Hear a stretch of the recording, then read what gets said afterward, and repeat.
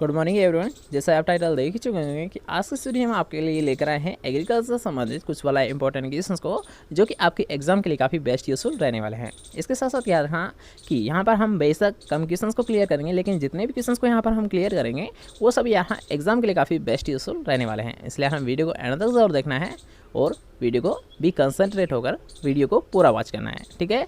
तो चलिए आज का वीडियो स्टार्ट करते हैं। इससे पहले अगर चैनल को अभी तक सब्सक्राइब नहीं किया है, चैनल को सब्सक्राइब जरूर कर देना और पास के बेल आइकन को दबा देना, जिससे जब भी हमारे कोई नई वीडियो अपलोड की जाए तो उसका नोटिफिकेशन सबसे पहले आपको प्राप्त हो, ठीक है। चलो आज की वीडियो स्टार्ट करते हैं, आज कुछ नया सीख लेते हैं।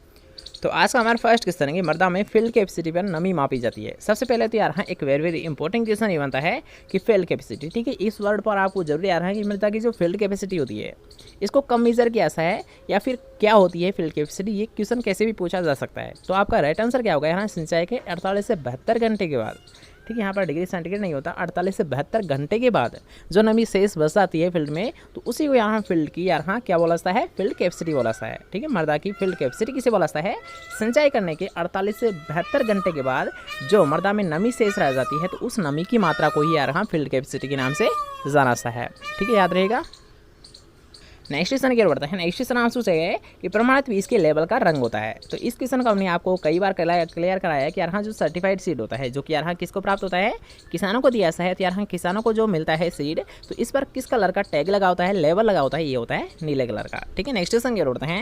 नेक्स्ट क्वेश्चन आपसे पूछा है वायु सरण, अर्थात यहाँ वायु द्वारा मृदा सरण सबसे कम कहाँ पर होता है, सबसे कम कहाँ पर होता है, ठीक है। सबसे ज़्यादा यहाँ पर नहीं पूछा गया, बल्कि सबसे कम कहाँ पर होता है ये आपसे पूछा गया। कहाँ पर होता है यार, हाँ हिमाचल प्रदेश में होता है। कहाँ पर होता है, हिमाचल प्रदेश में होता है। अब क्यों होता है इसका रीज़न तो आप नाम से स्पष्ट हो रहा होगा कि यहाँ पर यार हाँ सबसे ज़्यादा क्या है, बार यानी जो बर्फ़ होती है, और बर्फ़ क्या करती है यार हाँ सोइल को कवर करती है। इसलिए यार हाँ जब अगर मान लीजिए तेज़ आंधी भी चलेगी ना, तब भी क्या होगा, जो सोइल है, जो सही सरफेस है, उससे यहाँ मिट्टी के कण नहीं उड़ेंगे। इसलिए यहाँ सबसे कम कहाँ पर देखने को मिलती है, हिमाचल प्रदेश में देखने को मिलती है, ठीक है। नेक्स्ट क्वेश्चन क्या उड़ते हैं।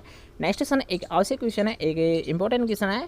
यहाँ पर आपसे पूछे जा रहा कि कोशिका भित्ति, ठीक है, जो सेल वाल होती है, तो उसके लिए आवश्यक घटक कौन सा होता है, आवश्यक तत्व कौन सा होता है, ये होता है कैल्शियम होता है। क्योंकि यहाँ जो कोशिका भित्ति है, सेल वाल होती है, तो इसके निर्माण के लिए कौन सा आवश्यक होता है, कैल्शियम तत्व ही आवश्यक होता है, ठीक है। नेक्स्ट क्वेश्चन की ओर बढ़ते हैं। अब इसे हम डायरेक्ट क्लियर करेंगे क्योंकि यहाँ ऐसे तो आपको समझ आएगा नहीं, तो ऐसे समझ लीजिए, ठीक है। मान लीजिए अगर आपसे क्वेश्चन में ये पूछा जाता है कि मान लीजिए आपका कोई सा भी फील्ड है, उसमें आप खाद डाल रहे हो, ठीक है। मान लीजिए आप कोई सा भी फील्ड है, उसमें आप जैविक खाद का यूज़ कर रहे हो, तो उसका जो खेत पर प्रभाव है वो कितने सालों तक बना रहता है, तो वो बना रहता है यार 2 से 3 साल तक। कितने सालों तक बना रहता है यार, 2 से 3 साल तक।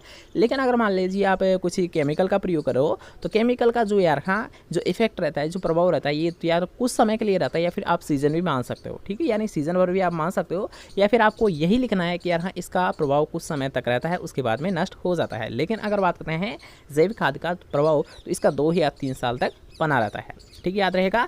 यहाँ पर एक आपको समझाने के लिए मैं डिफरेंस पैदा कर देता हूँ यार हाँ कि अगर मान लीजिए केमिकल का आप यूज़ कर रहे हो, जैविक खाद का आप प्रयोग कर रहे हो, तो इनमें डिफरेंस क्या होता है, ये भी क्वेश्चन आपसे पूछा जाता है कि रासायनिक में और जैविक खाद में डिफरेंस बताइए, ठीक है। तो फर्स्ट डेफिनेशन अगर बात करते हैं, फर्स्ट जो डिफरेंस होता है, तो इसका जो प्रभाव होता है ये 2 से 3 साल तक बना रहता है, और इसका एक लिमिट टाइम होता है, अर्थात सीजन भी आप लिख सकते हो, ठीक है। सेकंड पॉइंट की अगर बात करते हैं तो यार हाँ जैविक खाद होती है, तो इसकी मात्रा को हम ज़्यादा यूज़ करते हैं। लेकिन अगर बात करते हैं केमिकल, तो केमिकल की मात्रा को कम यूज़ किया जाता है, ठीक है, सेकेंड डिफरेंस। थर्ड डिफरेंस की अगर बात करते हैं तो यहाँ अगर बात करते हैं रासायनिक, तो रासायनिक तुरंत अपना प्रभाव दर्शाते हैं। लेकिन अगर बात करते हैं जैविक, तो जैविक क्या करते हैं यार हाँ कि अपना यानी धीरे धीरे प्रभाव दर्शाते हैं, लेकिन लंबे समय तक दर्शाते हैं। और रासायनिक क्या करते हैं, तुरंत अपना प्रभाव दर्शाते हैं, लेकिन कम समय के लिए अपना प्रभाव दर्शाते हैं, ठीक है। नेक्स्ट क्वेश्चन क्या बढ़ते हैं। नेक्स्ट क्वेश्चन आपसे पूछा गया है किसी मौसम में फसलों का औसत उत्पादन मुख्यतः किस कारण से कम हो जाता है, ठीक है। यहाँ पर आप सोचे कम क्यों हो जाता है, इसका रीज़न बताइए। यहाँ अगर बात करते हैं राजस्थान के लिए, तो राजस्थान का जो मुख्य समस्या आती है, ठीक है, जो मेन प्रॉब्लम आती है वो कौन सी होती है, ये होती है कम वर्षा और असमान वितरण। जैसे कि आप ये भी मान सकते हो, ये क्वेश्चन आपसे ये से पूछा जाता है कि कम वर्षा क्यों होती है, राजस्थान में कम वर्षा होने का कारण क्या होता है। तो ऐसे देख सकते हो यार हाँ राजस्थान में पहले ही कम वर्षा होती है, लेकिन जो भी होती है वो उसमें असमान वितरण होता है। इसलिए यहाँ कि अगर बात करें फसलों का औसत उत्पादन मुख्यतः कम क्यों हो जाता है, तो इसका कारण क्या होता है, कम वर्षा व असमान वितरण, ठीक है। नेक्स्ट क्वेश्चन की ओर बढ़ते हैं। नेक्स्ट क्वेश्चन आपसे पूछा गया है कि मक्का के लिए प्रमुख शाकनाशी कौन सा होता है। तो यहाँ पर आपसे पूछा है हर्बिसाइड के बारे में, तो यानी शाकनाशी कौन सा होता है मक्का के लिए पूछा गया स्पेशली। तो यहाँ मक्का के लिए जो मैन होता है ये होता है एट्राजेन होता है। कौन सा होता है, एट्राजेन होता है, ठीक है। एक वेरी इंपॉर्टेंट क्वेश्चन ये बनता है, कई बार आपसे पूछा भी गया है, इसलिए इसका विशेष ध्यान रखना है। नेक्स्ट क्वेश्चन क्या बढ़ते हैं। नेक्स्ट क्वेश्चन आपसे पूछा है कि कौन सी फसल को उगाने के लिए जल भराव की आवश्यकता होती है। तो सभी को पता हुआ यार हाँ की जो धान फसल होती है तो इसमें क्या होती है, जल भराव की कंडीशन होती है। ठीक है, जल भराव की कंडीशन होती है और इसलिए यहाँ इसे ही बोला जाता है जल भराव की आवश्यकता किसे होती है, धान फसल को होती है। जैसे कि एग्जाम्पल आप मान सकते हो कि मान लीजिए कोई धान का फील्ड है तो उसमें क्या करते हैं, यहाँ दलदल बना देते हैं। ठीक है, जो यानी जो पर्डलिंग क्रिया की जाती है मुख्यतः किसके लिए की जाती है, इसका यही रीज़न होता है। इससे क्या होता है, यहाँ पानी भर के क्या कर देते हैं, यानी प्लोविंग कर देते हैं, कुछ भी कर देते हैं, जिससे क्या होता है जो सोइल स्ट्रक्चर होती है वो टूट जाती है। ठीक है, तो यानी जो सोइल स्ट्रक्चर होती है तो टूट जाती है। उसी के बाद में यहाँ कि जो दलदल जैसी कंडीशन हो पैदा हो जाती है। ठीक है, दलदल जैसी कंडीशन पैदा हो जाती है और इस दलदल जैसी कंडीशन में ही यहाँ राइस को ग्रो किया ऐसा है। ठीक है, नेक्स्ट क्वेश्चन की ओर बढ़ता है। नेक्स्ट क्वेश्चन आपसे राजस्थान में सिंचाई का सबसे प्रचलित साधन कौन सा होता है, तो ये होता है कुएं होते हैं। ठीक है, यानी सबसे ज़्यादा किसके द्वारा की जाती है राजस्थान में, अगर बात करते हैं सिंचाई की तो यहाँ राजस्थान में सिंचाई सबसे ज़्यादा किसके द्वारा की जाती है, कुओं के द्वारा की जाती है, कुएं के द्वारा की जाती है। ठीक है, नेक्स्ट क्वेश्चन की ओर बढ़ते हैं। नेक्स्ट क्वेश्चन एक अच्छा क्वेश्चन है कि देश में राजस्थान की कौन सी तिलहनी फसल का क्षेत्रफल व उत्पादन में प्रथम स्थान होता है। ठीक है, यहाँ पर आप सोचते देश में अर्थात भारत में राजस्थान की ऐसी कौन सी फसल है, कौन सी ऐसी तिलहनी फसल है जिसका यहाँ क्षेत्रफल और उत्पादन में प्रथम स्थान होता है, तो वो कौन सी होती है, सरसों होती है। ठीक है, यहाँ अगर बात करते हैं देश में अर्थात भारत में राजस्थान की ऐसी कौन सी तिलहनी फसल है जिसका क्षेत्रफल और उत्पादन में पहला स्थान होता है, तो कौन सी होती है, सरसों होती है। कौन सी होती है, सरसों होती है। ठीक है, नेक्स्ट क्वेश्चन की ओर बढ़ते हैं। नेक्स्ट क्वेश्चन आपसे पूछा गया है कि कौन सा पादप हार्मोन जिब्रेलिन के प्रतिकूल कार्य करता है। ठीक है, यहाँ पर आपसे पूछा गया है जिब्रेलिन के प्रतिकूल। आप इस क्वेश्चन को ऐसे भी समझ सकते हो कि मान लीजिए अगर आपसे पूछ लिया ऐसा है कि एंटी जिब्रेलिन हार्मोन कौन सा होता है, एंटी जिब्रेलिन हार्मोन कौन सा होता है, तब आपका राइट आंसर क्या होगा, यहाँ साइटोकाइनिन होता है। कौन सा होता है, यहाँ एंटी जिब्रेलिन हार्मोन। या फिर ऐसे भी आपसे क्वेश्चन पूछा जाता है कि जिब्रेलिन के प्रतिकूल कार्य करता है, तो कौन सा करता है, कौन सा हार्मोन होता है जो कि यहाँ जिब्रेलिन के प्रतिकूल कार्य करता है, वो होता है साइटोकाइनिन होता है। ठीक है, एंटी जिब्रेलिन या फिर जिब्रेलिन की प्रतिकूल कौन सा होता है, साइटोकाइनिन हार्मोन होता है। ठीक है, याद रहेगा। तो नेक्स्ट क्वेश्चन की ओर बढ़ते हैं। उससे पहले अगर आपको वीडियो पसंद आ रही है तो वीडियो कर देना एक लाइक, चैनल को अभी तक सब्सक्राइब नहीं किया है तो चैनल को सब्सक्राइब जरूर कर देना और पास के बेल आइकन दबा देना, जिससे जब भी हमारे को नई वीडियो अपलोड की जाए तो वो सबसे पहले आपको प्राप्त हो। ठीक है, नेक्स्ट क्वेश्चन की ओर बढ़ते हैं। नेक्स्ट क्वेश्चन यार एक मोस्ट पॉपुलर वैरायटी है T9 और ये किसकी होती है, ये होती है तारा मीरा की होती है। ठीक है, किसकी होती है, तारा मीरा की होती है। नेक्स्ट क्वेश्चन की ओर बढ़ते हैं। नेक्स्ट क्वेश्चन एक अच्छा क्वेश्चन है, कई बार आपसे पूछा भी गया है कि कौन सा पोषक तत्व पौधे के लिए ऊर्जा स्रोत के रूप में जाना जाता है। ठीक है, यहाँ पर आपसे पूछा गया एनर्जी सोर्स।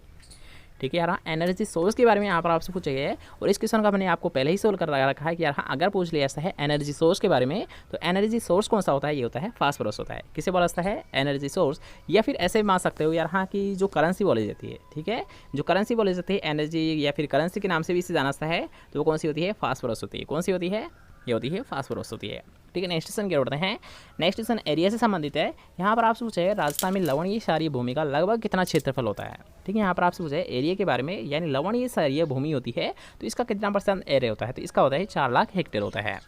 नेक्स्ट क्वेश्चन की ओर बढ़ते हैं। नेक्स्ट क्वेश्चन एक अच्छा क्वेश्चन है कि भारत में कृषि कार्य से मीथेन उत्पन्न होने का मुख्य कारण होता है। ठीक है, यहाँ पर आप सोचें मीथेन गैस की, जो मीथेन गैस होती है जो कि यहाँ जो ग्रीन हाउस इफेक्ट सबसे दर्शाती है, तो उसी के बारे में यहाँ पर आप सोचेंगे जो मीथेन गैस निकलती है तो इसका सोर्स क्या होता है, यानी ये जो मीथेन गैस है CH4 जिसका सिंबल होता है, तो ये कहाँ से निकलती है, ये प्रोड्यूस कहाँ से होती है या फिर कैसे निकलती है, कैसे भी क्वेश्चन आपसे पूछा जाता है। तो इसका जो यार हम जो मेन होता है, ठीक है, इसका जो मेन सोर्स होता है ये क्या होता है, चावल के खेत होते हैं। इसलिए यहाँ ये क्वेश्चन भी आपसे पूछा जाता है, एक बार पूछा भी गया है वैसे रिसेंटली एग्जाम में कि जो चावल के खेत होते हैं तो इनसे कौन सी गैस निकलती है, चावल के खेत से कौन सी गैस निकलती है, तब आपका राइट आंसर क्या होगा, यहाँ मीथेन गैस निकलती है और जिसका सिंबल क्या होता है, CH4 होता है। क्या होता है उसका सिंबल, CH4 होता है। ठीक है, नेक्स्ट क्वेश्चन की ओर बढ़ते हैं। नेक्स्ट क्वेश्चन आप सोचा है किसान दिवस कब मनाइसा है, तो किसान दिवस मनाइसा है 23 दिसंबर को। कब मनाइसा है, 23 दिसंबर को मनाइसा है, सभी को इसलिए पता होगा, लेकिन किसके दिन जन्म दिवस पर मनाइसा है ये आपको पॉइंट याद रखना है। ठीक है, तो यहाँ चौधरी जो चरण सिंह होता है तो इसके जो बर्थडे होता है, ठीक है, यानी जो जन्मदिन है, तो उसी दिवस यहाँ क्या मनाइसा है, 23 दिसंबर को किसान दिवस मनाइसा है। ठीक है, किसके उपलक्ष्य में मनाइसा है किसान दिवस, ये मनाइसा है चौधरी चरण सिंह के जन्मदिन के उपलक्ष्य में। ठीक है, याद रहेगा।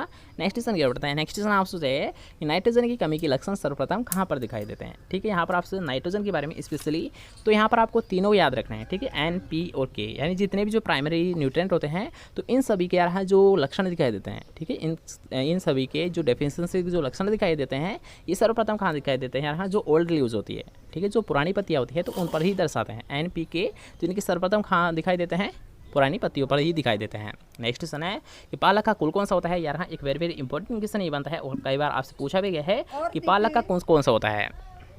तो यहाँ अगर बात करें पालक तो इसकी फैमिली होती है चिनोपोडिएसी। कौन सी होती है यार, इसकी होती है चिनोपोडिएसी। ठीक है, नेक्स्ट क्वेश्चन की ओर बढ़ते हैं। नेक्स्ट क्वेश्चन में एक अच्छा क्वेश्चन है और ये क्वेश्चन भी आपको बार बार देखने को एग्जाम में मिल जाता है। ठीक है, यहाँ पर आपसे पूछे लवण सहनशील फसल कौन सी होती है, तो कौन सी होती है, ये होती है चुकंदर होती है। ठीक है, यहाँ पर आपको दोनों टाइप में ये क्वेश्चन मिलता है कि लवण सहनशील फसल का एग्जाम्पल बताइए, या फिर यहाँ पर आपसे पूछा जाता है कि चुकंदर क्या होती है, अर्थात लवण सहनशील फसल होती है। ठीक है, नेक्स्ट क्वेश्चन की ओर बढ़ते हैं। नेक्स्ट क्वेश्चन आपसे पूछा है कि पौधे द्वारा अवशोषण के लिए किस जल का प्रयोग किया जाता है, वह कौन सा होता है। ठीक है, यहाँ पर आपसे पूछा गया है कि केसी का जल, यानी पौधे के द्वारा कौन सा जल लिया जाता है, कौन से जो जल होता है जिसको वो अवशोषण करता है। क्योंकि आपने पढ़ा होगा कि एक होता है आर्द्रताग्राही जल होता है, जल बहुत प्रकार के होता है, टाइप्स होते हैं कुछ इसके, लेकिन उनमें से कोई सा टाइप अर्थात यहाँ कि जो केसी जल होता है यही यहाँ पौधों को प्राप्त होता है, और सभी प्राप्त नहीं होते हैं वो वैसे ही चले जाते हैं अर्थात नष्ट हो जाते हैं। ठीक है, जैसे कि आर्द्रताग्राही जल हुआ, केसी का जल तो हो या इसके तो यूज़ कर ही लेता है, एक होता है एक गुरुत्वाकर्षण जल होता है। ठीक है, तो ये सभी क्या होते हैं यार पौधे को प्राप्त नहीं होते बल्कि वैसे ही डिस्ट्रॉय हो जाते हैं। नेक्स्ट क्वेश्चन की ओर होता है जो कि आज का हमारा लास्ट क्वेश्चन है, कपास में फंदा फसल के रूप में उगाई जाती है। ठीक है, यहाँ पर आपसे एक पॉइंट याद रखना है कि फंदा फसल के लिए, अगर फंदा फसल आपको याद नहीं आ रहा है तो आपको इजीली याद हो जाएगा। यहाँ की जो ट्रैप क्रॉप होती है, ठीक है, ट्रैप क्रॉप को ही हिंदी में क्या बोला जाता है, फंदा फसल बोला जाता है। और यहाँ पर आपको स्पेशली पूछा गया है कपास में। ठीक है, कपास के लिए आपको बताना है कि ट्रैप क्रॉप के रूप में किसे यूज़ किया जाता है या फिर किसे को ग्रो किया जाता है, तो कौन सा होता है। हाँ, ये होती है भिंडी फसल होती है। ठीक है, भिंडी फसल को ग्रो किया जाता है ट्रैप क्रॉप के लिए। अब कैसे ग्रो करते हैं इसे भी आप एक टाइप में समझ लीजिए कि मान लीजिए आपका जो फील्ड है यहाँ पर आपकी क्या कर रहे हैं, कपास उगा रखी है। ठीक है, मान लीजिए यहाँ पर कपास के पौधे हैं लगातार, तो इसके चारों तरफ क्या करेंगे, एक या दो या फिर तीन कतारें ले लेते हैं। किसके ले लेंगे, चारों तरफ ले लेते हैं 2 या 3 कतारें भिंडी की, जिससे क्या होते हैं जो इंसेक्ट होते हैं, ठीक है, कपास के जो इंसेक्ट होते हैं वो क्या होता है यार हाँ भिंडी पर ही डिपेंड रह जाते हैं अर्थात भिंडी तक ही सीमित रह जाते हैं, जिससे क्या होता है जो कपास में जो लॉस होता है, ठीक है, इंसेक्ट के द्वारा जो लॉस होता है वो कम हो जाता है। और इसलिए यार हाँ यहाँ पर भिंडी को ट्रैप क्रॉप के रूप में यूज़ किया जाता है। ठीक है, तो क्वेश्चन समझ आ गया। तो आज के लिए बस नहीं, कैसा लगा आज का वीडियो कमेंट करके जरूर बताएं। अगर आपको वीडियो पसंद आया तो वीडियो को लाइक तो बनता है, इस वीडियो को साथ शेयर भी कर देना, और चैनल को अभी तक सब्सक्राइब नहीं किया चैनल को सब्सक्राइब भी लेना। ठीक है, मिलते हैं कोई नेक्स्ट नंबर टॉप से, ऐसे ही सब बाय बाय, टेक केयर।